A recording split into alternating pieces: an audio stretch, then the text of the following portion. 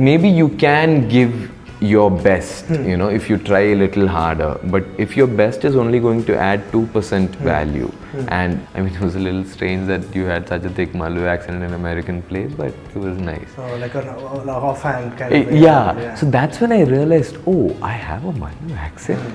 And then if I die today, I would die as somebody who has done Moton. Hi Roshan. Hello. Welcome to Film Companion South. Thank you for having me. Now let me ask you a question about the Malayalam films you grew up watching. Okay. And then you got into theatre probably 10-15 years ago. Yeah. And there's probably like, okay, a phase where you're thinking, I can get into movies. I should try for Malayalam movies. And this is 10 years ago. So the directors we're talking about then is very different from the directors today. Yeah. Can you name some 2-3 directors you wanted to work with then? I think, so I never really had a phase where I, thought that I wanted to get into films, or maybe it's because I didn't really think it was practical. I had no links to the film industry. It's an impossible dream. Yeah, like let's not waste our time dreaming about films when you can do theatre. It's much more accessible. But, so I was studying in Chennai.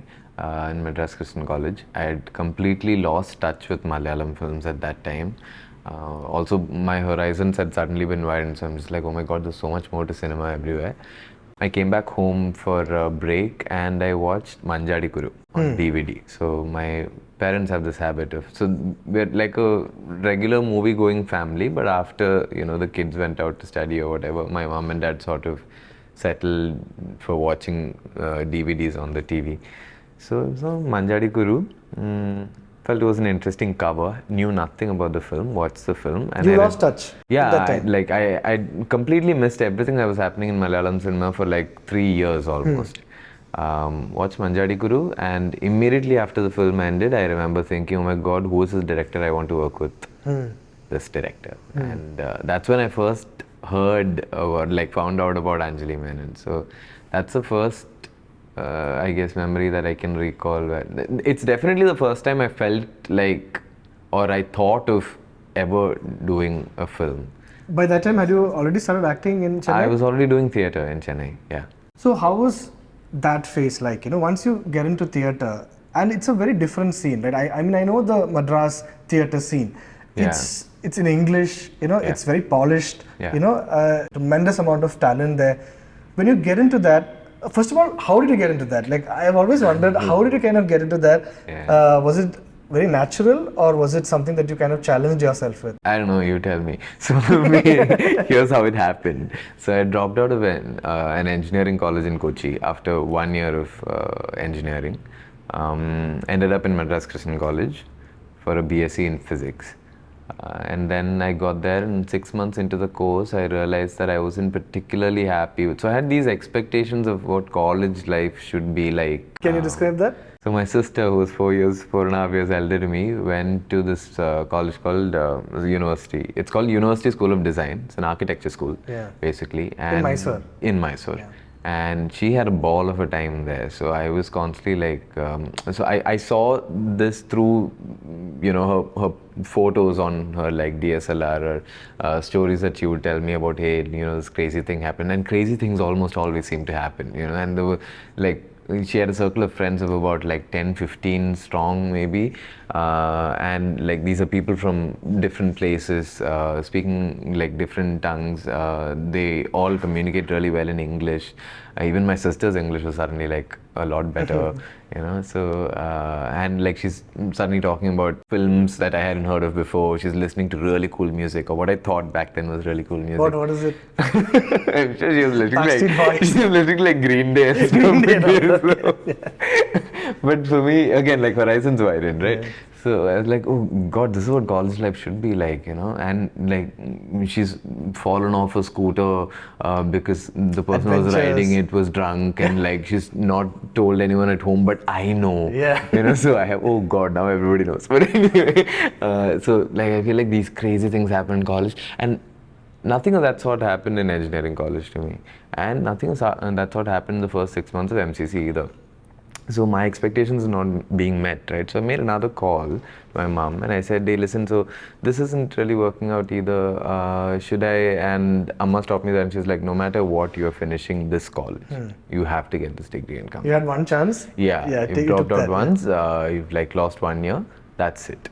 So I was like, okay, cool. So I'm just going to have to find things to do here.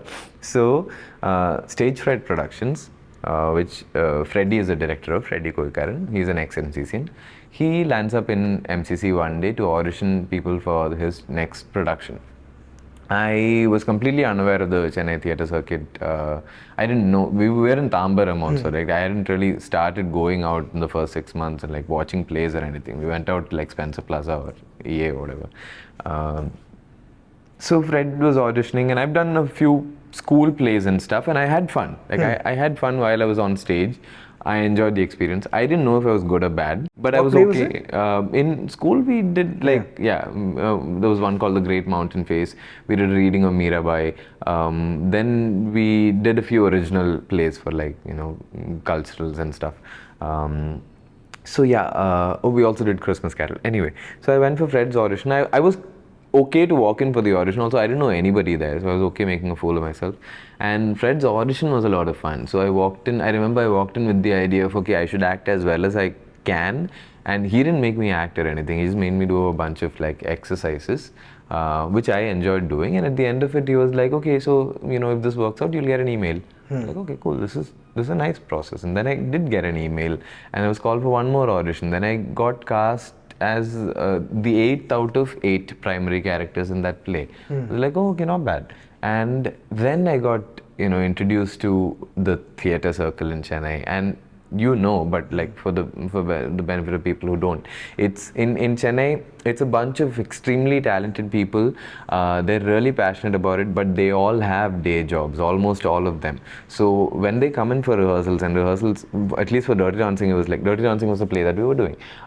It was like 7 p.m. in the evening. These guys have all finished like a long day of work. I don't think most of them definitely weren't happy with their day jobs, so they put all of this energy into that rehearsal space. That I really enjoyed. I really enjoyed the energy in that space, and I wanted to go back for more. It's like they're venting. And it's crazy. It's mad. Like because this was the nature of the play. We started every day with like a dance warm up, and it's not like all of us could dance. Some of them could really dance.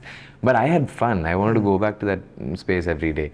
So that's sort of how theatre started. And, then I wanted to do more and more of it. I ended up doing more of that than college, actually, while I was in college. I mean, you're describing it very easily, but this is a major jump, right? Like you're talking about school level acting in plays back home, and then you go to Madras and it's the real culture there, and the professionalism and the way they do it is at another level. Was it very easy for you to make that switch and just... I mean, these people definitely helped me. Like Fred was very good, considering I was somebody who was doing this for the first time, or doing like professional theatre for the first time. I remember doing our first shows at Museum Theatre and I was okay. It's not like I was, panicking and fainting or anything. I was okay. I did mess up on stage, definitely, but I was made to feel like it was okay. These mess ups happen, we manage and we move on. So a lot of what I still hold very closely, a lot of the values that I associate with theatre actually came from that first play that I did. And I did what I could, in the Chennai theatre circuit. There are a lot of people that I wanted to work with that I wasn't able to, just because they were doing far superior work. Like Uthupatre I never got to work with, Perch I never got to work with. I'm not like necessarily, just like judging the people that I did work with. I'm saying I did what I could, and I could definitely feel that over the 3 or 4 years that I did theatre in Chennai, that I was learning how to be better at this thing, and everyone I worked with helped me with that. So I think that still happens in like any theatre circle. You get to learn if you're there to learn. So, but when did the switch start happening? Because you've also got college happening on the side. When did you kind of start feeling that your priorities are changing? The hobby or the co-curricular activities become the activity. When did that sort of start happening? So this is after my first year in MCC. I got kicked out of the hall that I was staying at. St. Thomas's Hall is where I was staying at. Because you're only allowed these many late passes in a year or in a semester. You have to basically get a late pass if you come back later than I think 10:30 p.m. And we're in Tambaram and rehearsals happen in Nungambakam. And like I said, they started like 7, so they end by 9:30, whatever. So it's impossible. I have to have dinner before I come. Anyway, so once I got kicked out of so this whole thing started off with the logic that, okay, I'm in day college in MCC, so my days are free from 1:40 p.m. onwards. I have to do something productive for the other half of the day. Once I got thrown out of the hall and I was living outside, I was still living pretty close to Tambaram, I was living in Pallavaram, but before I knew it, I started just not showing up for class. And I'd be there for rehearsals. I'd I'd wake up and make sure that I get to rehearsals on time, fully energized, well fed and everything. And class, if I could make it on a particular day and if it doesn't interfere with rehearsals and all, I'll be there. Otherwise, it's okay. It's not like I didn't decide to do it, but it just so happened my second year that it took a backseat by itself. And then in third year, I started going back to college because I made friends with all of these evening college people. Also, a lot of them wanted to do theatre, so we started doing theatre in college. So then I started going back for that. But yeah, by third year in MCC and all, theatre was the only priority. The other thing, academics, it was just, I didn't want to spend too much time in that college trying to finish this degree, and I knew I had to. So I tried to prep and somehow make it through the exams. Get on duty attendance whenever I could and all. But that was it. I just wanted to clear the papers. So by that time, did you become the theatre guy in class and among teachers? Okay, that's his deal, that he's like how they talk about cricketers, right? Yeah. Did it become kind of like that? I guess because again, I was in day college, right? And I don't think a lot of them knew what I was up to. I was just the absentee guy until, He's a no-show guy. Yeah, this guy, of course, that guy is not here. So I was that guy, I think, until in third year. Like I said, I got together with a lot of friends in college and we did revive a theatre group that was a little stagnant in MCC. And then we did a couple of, we did 6 plays in college. And a lot of people from college came to watch that, and that's when they saw me on stage and they're like, oh, so this is what he's been up to. He's not drugged and passed out somewhere. Yeah. He's doing shit. So from then on, that became my identity. Until then, I don't think anybody really figured out what the hell was happening. So where did you kind of get your sister school college life? Was it in theatre? Was it in MCC, or was it nowhere? No, I got all of that and more in MCC. I wouldn't trade my MCC life with anything right now. But yeah, most of it happened towards the end of my time there, third year, and well, I was there for an extra year. I couldn't finish all of my papers. I wanted to. But yeah, third year in MCC was really special. And what were you listening to then? I still listen to pretty uncool music. Well, not Green Day.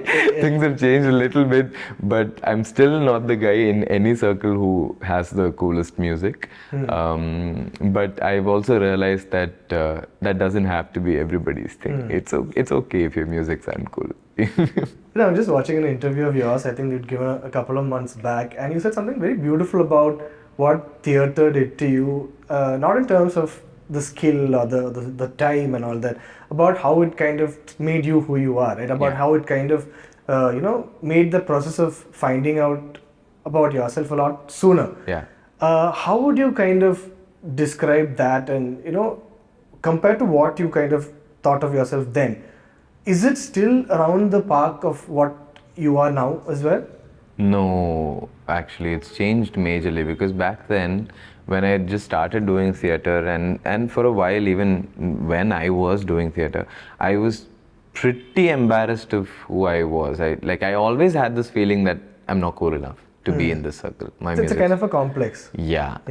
My music's not cool. Even now, you see how I slyly You didn't evaded answer that question of what I'm actually listening to. You'll never know. K-pop or something, I'm sure. No. So after Chennai, I moved to Bombay. I joined this place called Drama School, Mumbai. And again, I put myself in a much more intimidating circle. These are people who've done really, really serious theatre in Delhi. And the kind of theatre that happens in DU itself is intense. Yeah, it's And in beyond Hindi reach. and- Yeah. yeah. They do incredible work. So these are the people I've put myself with at DSM. And even in Chennai, I for the majority of my time there, and with even my closest friends there, I hid a lot of my childhood. I felt like I didn't do anything remarkable enough for me to share this with you. So let me just share with you a fictional, remarkable childhood. So that's what I kept doing. And then after a while, you just have to keep building on these lies because the person's really special. I think all of to us you. do that to an extent, yeah. Really? Yeah, of course. Okay, great. Because I've always felt like my friends never did that with me, They're the lucky ones. Yeah. The confident, Or maybe secure they ones. did it Yeah, so yeah, well yeah. that Possible, yeah. So I ended up in drama school in Mumbai, and I'm sort of doing the same thing, not as much, but I'm still doing it.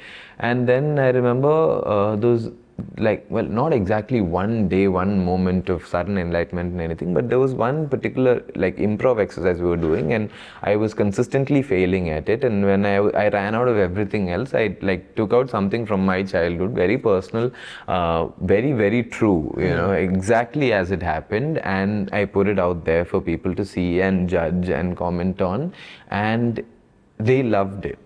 And they said that it was unique and cool, and they wanted to know more, and so I suddenly had this thought of whether so all of the stuff that I've been hiding so far, is that the actual valuable, interesting stuff that I've got, So then I slowly started trying that out a little bit, not like I was acting out my entire life, but I started accessing that a little more, and I felt like I was being welcomed more, or I was being accepted more. So it was also this huge relief that now I don't have to build a whole castle of lies, and also the joy of knowing that hey, my childhood's pretty cool too. It might not be what I initially thought was cool, but it is cool by itself. So that only happened because of theatre, and from then on I think I've been pretty comfortable with the life that I've had. So when someone asks me what sort of books I've read and all, I don't always lie anymore. And one point was hey, this is really great book that you've heard the name of 150 And times. it's a cool name to say. Yeah, it's an accepted name to say in the circle. And everybody thinks that it's a great book, and you're just yeah, of course I've read it. Probably nobody's read it. Yeah, I dies in the end, right? Yeah. So I don't do a lot of that anymore. So I'm a lot more comfortable with, and that's only happened because of theatre and the people I was with. So before you shared this particular incident, whatever you drew from your life to kind of share in that particular place, what are your thoughts? Are you thinking that what I've been through is too sober, or it's too basic for this room, or are you trying to compete with them? People have gone through profound life events, and mine doesn't compare to that.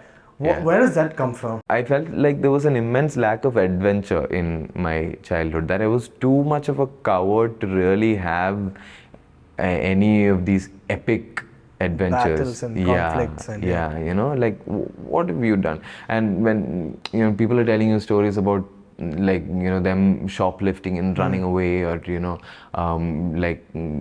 some goons on the road chasing them, I don't even know if all this is true, but I've never had any of those. So I've had a pretty safe childhood. Safe was boring until I started discovering the finer details of whatever had happened, that in my own way I've also had adventures, in the scale of it might be different, but hey, I went through a lot. You said about the exposure, so to say, of parents watching mainstream films, especially when you enter circles where you meet people who've seen Kieślowski at 14 and they know art, they see a painting, they know who painted it. So when you kind of enter those circles, when you know what is the right thing to say, but then you don't, after you kind of become honest to yourself, how would you is that affecting the way you speak to your parents? Is that affecting the way you kind of think about your past? And when you kind of start using that in your acting, do you feel I don't have much to draw from? How is that? Now? Not that time. Back then, very honestly, I don't remember. I don't think I ever held a grudge towards my family or my parents for not giving me the kind of exposure that I needed, because I don't know if I thought this back then. At least now I feel like it's also up to you a lot, because my house is filled with books. My dad reads everything. My sister reads a lot. So if I wanted to, I could have. You know, so there's nothing more that they could have possibly done. They can't shove it in your face, and you know. And with the films, I asked for those films. You know, I wanted to go watch those films precisely. I don't know how exactly you develop a more, I don't know what the right word is, but like, yeah, like a better, sense. a better taste, or like, whatever. But I don't put the blame on them or anything. And like, I don't think I was doing acting that right also back then to be drawing from it. It happens by itself sometimes, but you're not really consciously drawing from your childhood, or you know, the life that you've had, or you're just for the longest time you're faking it, right? Until you reach a point where you realize that, oh, it's so much easier to just like make this true for yourself than try and fake it, which sort of is pretty much what was happening in life also. But I remember when I started acting on stage and all, I was like fully trying to fake it, and it's all coming from collective memory of, so what is a similar scene that you've seen another actor that you enjoy watching perform, or if you're adapting like a movie on stage and all, then great, you just have to copy what that other actor did. You don't understand that here the context is different, or it has to be rooted here, or you know, you have to adapt it actually. No, I shouldn't have done this that way anyway. But yeah, that process only started happening much later, and like right now I feel like, okay, there is enough to draw from my childhood. My fear right now is if I'm not living enough now for me to be able to draw from this, say like 5 years from now, because right now we're all going, me, all of my like contemporaries, we're all going project to project. We're only interacting with film people or people associated with the film industry. Like, how much of life in the real world do you know? Like, of course you're reading the news, and that's about it. People are not real to you anymore because they want to take a selfie with you and all those kinds of things. Yeah, I mean, like my closest friends, I keep pushing them to be as like brutally honest with me as possible, and they're also a bunch of like really sensible people, so they know the right time to do it. Also, they know when I can take it, and they'll give me my, you know, dose of truth for the day.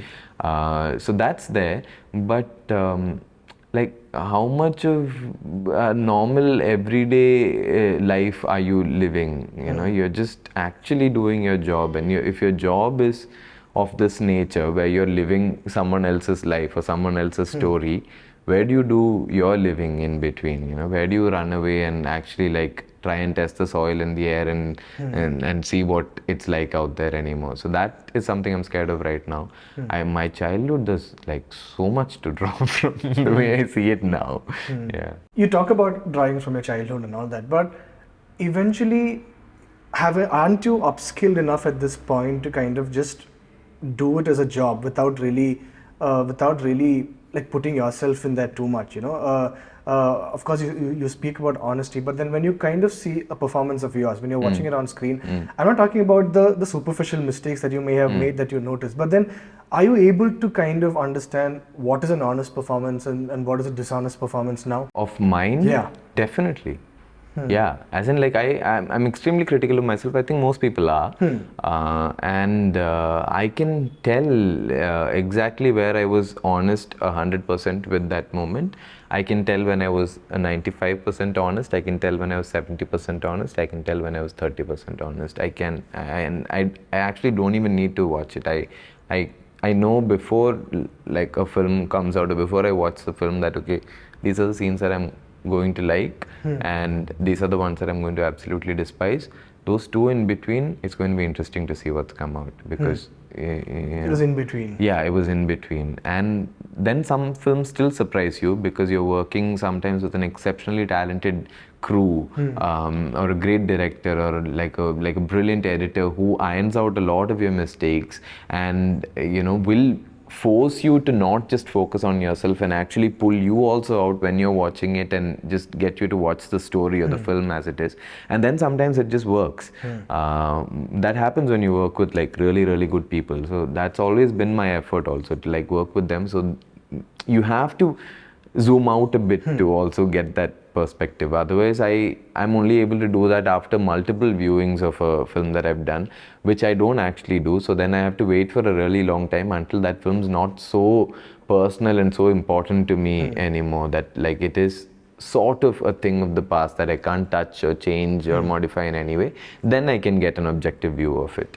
But yeah, I can always tell. And even while working, I know that there are situations that arise where I can do something superficially out of my experience with this, my relatively short experience with this job itself. I know there are situations where I can get away with, you know, because you're a skilled enough actor that the basic level can take care of some scenes. Yeah, in some situations. But then it's about making that choice of, do you really want to do that, or is that all this particular scene or this particular story asks of you? Or because there are those projects too, very honestly, that like this is all that, you know, I don't just surface as a and I don't need to give this one my blood and sweat and everything. Unfortunately, we don't want those. So then it's like it's a decision that I make based on all of those factors. Firstly, I'm gonna be feeling pretty shitty afterwards, even if I'm really tired at that point and I just want to get done with it and go home. Because unfortunately, those times also happen. Course, I've recently discovered in this line of work, I didn't think it was possible. But I know that I'll feel pretty terrible later. So 9 out of 10 times, I still try to find the honesty in that situation. But yeah, there are times when you feel like the setting itself doesn't deserve it.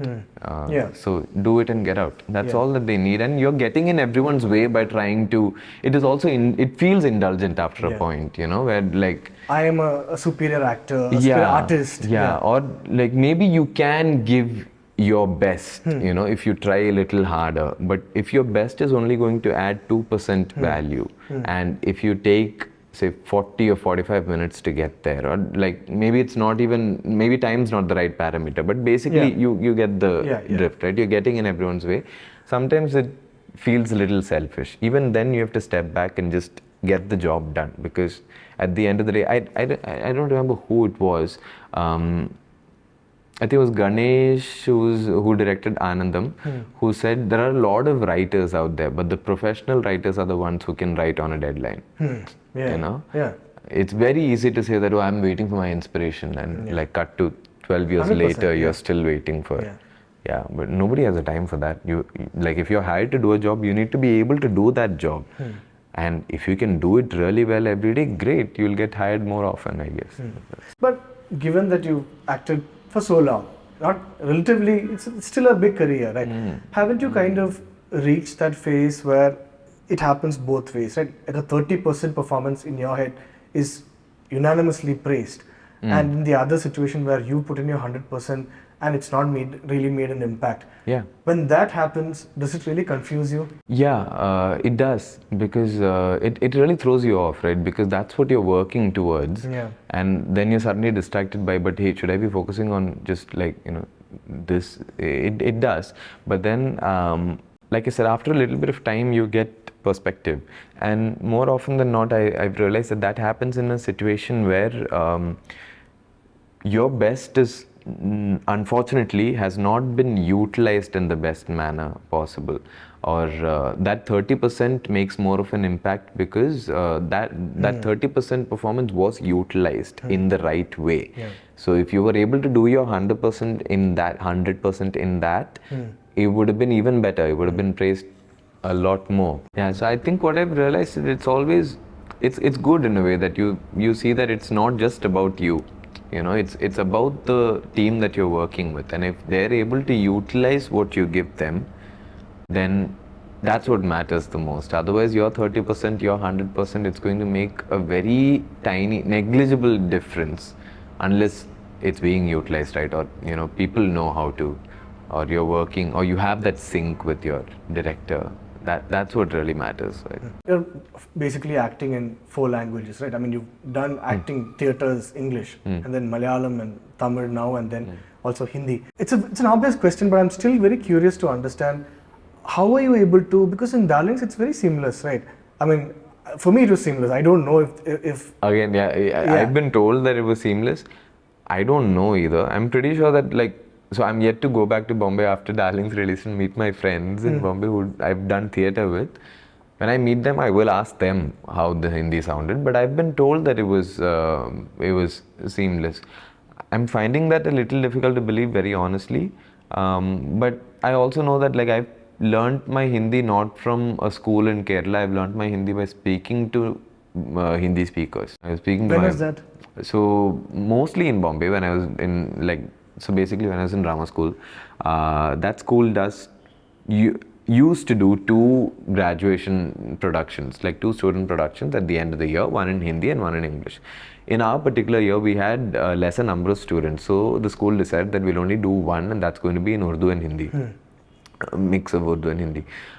So this was halfway through the year, and then I was told that, hey, listen, you have to get better at your Hindi, definitely.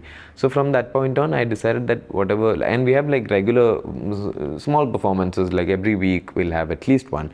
So I decided to do all of those in Hindi, and I told all of my friends that, listen, I'm going to start talking to you in Hindi. If I talk to you in English, don't respond, and you guys only talk to me in Hindi so that I can learn. And they did that, and they were very dedicated to us. Maybe they were also more comfortable with it and happier that, hey, okay, now we can all just talk in Hindi. Oh my god, these South Indians.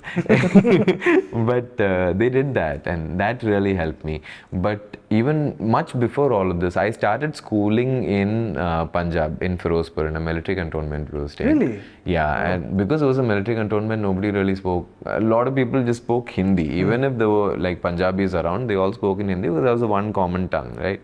And my sister, again, she features. Huge influence. Huge influence. I don't think I ever thank her enough for this, but hopefully she's watching some of these interviews. But yeah, so she was in 4th standard when I was in 1st standard, and she made all of these Hindi speaking friends in school, and she thought Hindi was the cool new thing. So she'd come back home and speak to everyone in Hindi. Mom and dad. She's defined your cool, right? Yeah, she's always defined my cool. So mom and dad didn't really pay attention to it. But for me, I had to communicate with my sister. So I also tried to communicate with her in Hindi. She'd only watch Hindi movies and Hindi shows and all, Aahat and all the Hindi films that came out at that point. She'd only listen to Hindi music. And for a long time. Pre-Green Day days. Yeah, pre-Green Day days. So even after we moved to Kerala, so she constantly kept the Hindi alive, I think. So even when I ended up in Bombay, I knew enough to survive. If we were doing an improv and everyone speaking to me in Hindi, I'd still be able to manage, hold my space somehow. But then the couple of years, 3 years in Bombay really helped. I've heard you mention the Malayali accent in a couple of interviews that you've spoken. As somebody who kind of lived so much outside Kerala, is it something that you had to deal with? Is it an issue or some kind of embarrassment that you had to go through because of the accent? Yeah, because our Malayali accent is very pronounced, right? It's very obvious. Everyone in India speaking English has an accent that has to do with their mother tongue or where they've grown up. But somehow the loudest or the most easily recognized of those is the Malayali English accent. And everyone makes fun of it. And I remember after Dirty Dancing, the play that I first did, I remember after that, a couple of people who watched the show from college, I ran into them later, and I was riding very high. There was review that had come out which had sort of mentioned my name also among the good things in the play. So just okay, I have nailed this thing. And they were like, hey, watch your play. It was nice. I mean, it was a little strange that you had such a thick Malu accent in an American play, but it was nice. Oh, like an offhand kind of. Yeah. So that's when I realized, oh, I have a Malu accent. And then I remembered that during the rehearsals of Dirty Dancing, there was Fred used to ask one particular actor who was very good with this English to fix the way I was pronouncing a few words. And oh right, so that's what was happening there. And then accent slips happen, right? Bot, all of that happened. For Malayalis it happens very often. Still happens. So my friends used to also either point it out or correct me. They don't really need to correct me because we know it's a slip. But like sometimes it's really funny and they used to laugh. So I was very aware of it. I'm very aware of it even now. You know, you spoke so beautifully about the kind of phases that you've been through as a person, as a uncool person who became cool and then... Became cool? Yeah, great, thanks. Yeah. Cool, I didn't say that. You said it. Yeah. I'm taking that home. You're at a phase in your career where, you know, you're super successful, you're recognized across the country right now. My question to you is exactly that expression. You've achieved this stage, which we think is like, okay, he's respected, he's got down his great works. Are you still, the reason that you made that face when I asked you that question, does that still come from that insecurity that you kept talking about? Do you still feel underconfident? Do you still feel like this, I've got so much to do, I have not done anything yet? And what do you tell an actor who probably just aspires to be where you are now? His aspiration is to be you. So what does that mean to him? I don't undervalue what I've managed to do. It's very, very valuable to me actually. Like I remember after Muthon came out, this is very stupid, but I remember thinking if I died today, I would die as somebody who has done Muthon. So, you know, so these things really matter to me, and like this is my identity. I don't think I have an interesting enough personality to be anybody if not for the person who has done the work that I have done so far. So yes, it's the most valuable thing in my life, but I do not think that I'm successsucul. Like you said, super successful. I can't even get myself to say it.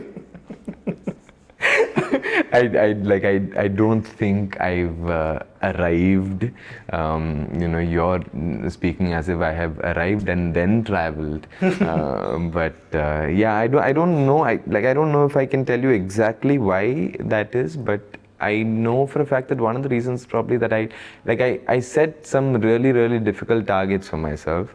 That's there. So it is always inadequate what you know, I end up doing. So most of the times when I watch a film I've done, I leave dissatisfied because there are very strong feelings of could have made that and that better. Yeah, these two things were nice, but anybody could have gotten that. Yeah, basically anything that I do, I feel like it was easy, and anything that I can't do, I feel like if you can't do that, then why do it at all? So that's just the way I think, probably. So yeah, it's there's also the fact that there are so many talented people around me who are doing great work, and I feel like I have everything that they have, right? I'm working in the same industry as most. See, Malayalam accent slip. The same industry as most of them. A lot of people I really respect are working in Malayalam right now. So I can't help but hold myself to the same standards that they're achieving. And acting is also the strange thing where you understand it when you watch an incredible performance. 9 out of 10 times it's an incredible performance because the actors performed with a certain level of ease. With ease comes the quality, or with ease comes a sort of relatability, right? I'm happy about how I do my job today as compared to how I was doing it 3 years ago. Back, yeah. Even 3 years ago. Okay. But I can also see where I want to get to, and I'm still not there. When I get there, I'll be happy. But the beauty of what you just described is, even though your life is pretty screwed up, you're always improving, right? You will never stop improving. Yeah, I guess it's just like How much of a torture you put yourself through. I don't know if that's beautiful, but that is the nature of the work that we do, I guess. I'm sure a lot of people feel this way. Yeah. Thanks so much, Roshan, for doing this interview with me. Thank you. I hope we can catch up and listen to some Green Day someday. You're gonna hold that. Well, I'll ask my sister to share her playlist. Why not? She's still cool. She's listening to the cool things now. Let's see. But thank you so much. I really enjoyed this conversation. Thanks so much, Roshan. Yeah.